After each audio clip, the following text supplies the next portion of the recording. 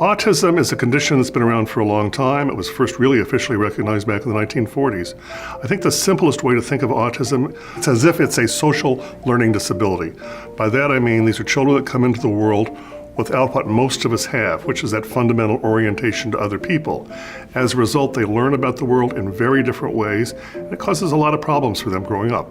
For the first-time parent of a child with autism, often the first thing they'll notice, early on the child doesn't seem to be as socially engaged as other infants. And that's the most common thing we hear from parents. Then they start to get more concerned as language doesn't develop at around a year of age. We understand much more now about the social brain and what's different in children with autism. Autism is strongly genetic. The genetics are very complicated. It's not a single gene disorder, it's multiple genes. The transition to adulthood is an important time for all of us. It gets even more complicated for children on the autism spectrum. So to facilitate adolescents develop independent living skills, we really have to start in high school, and we have to have a plan that we develop with the adolescent as well as with the parent. And for the adolescent to sort of think about what do they want. For many children with autism spectrum going to college, the biggest challenges actually come not from the academics, but from the social and the adaptive.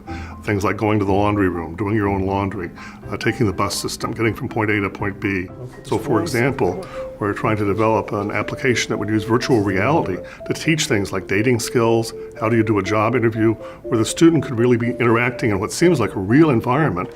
The reality is sometimes with good intervention, the kid takes off. I have one child, I have a video of him at 2.5 just spinning around in my office, totally mute.